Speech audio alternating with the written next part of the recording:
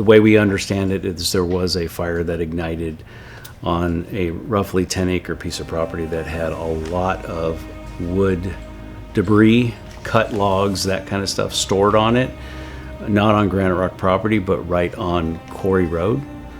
Once that fire got started, it was not something easily put out, and it was hot. The flames were high, and I think it burned and or smoldered for a couple, 3 days.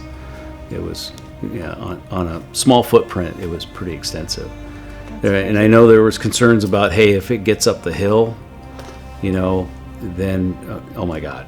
Yeah, Halloween Day was a crazy day, so even the day leading up to it. And then at the end of the day, it closed out, went outside, and there was a small fire out at the wood pile right outside the quarry gate. So I called our security team, and we drove down there together, and there was one single little fire truck on it at that moment. I think it had only been going for about 15 minutes. Head of the CAL FIRE came up and asked if we had any water trucks available that may be able to help suppress the fire.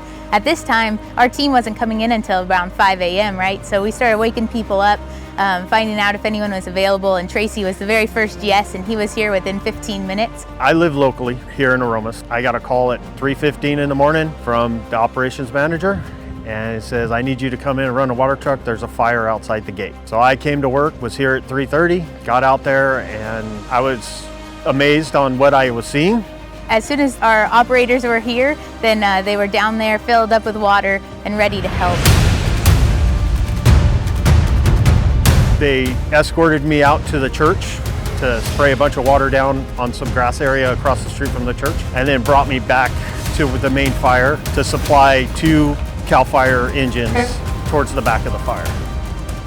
It was well contained. I know that Graniterock responded with resources to help put that out. It was really neat. Graniterock got to work really closely with the logistics of the firefighting team and making sure that everything was in order, and we were where they needed us to be able to provide the best support we could. I was on that water truck until 4:30 that afternoon. We did an amazing job, and it definitely helped out having 18,000 gallons of water going out there as quick as we did. It was really neat to see Graniterock be so closely involved.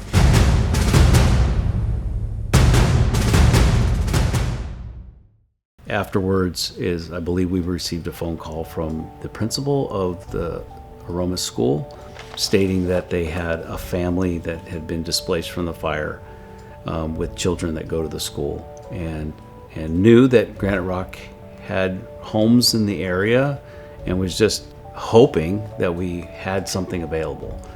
And it was literally by chance that we had a home that we had just got ready to put out for rent. In fact, I was 2 days away from listing it, and to me it was a no-brainer. It was just something that we just needed to do. They were just super appreciative. They loved it because their kids had friends that went to the school that lived right down the street on Cole Road, so they had friends nearby.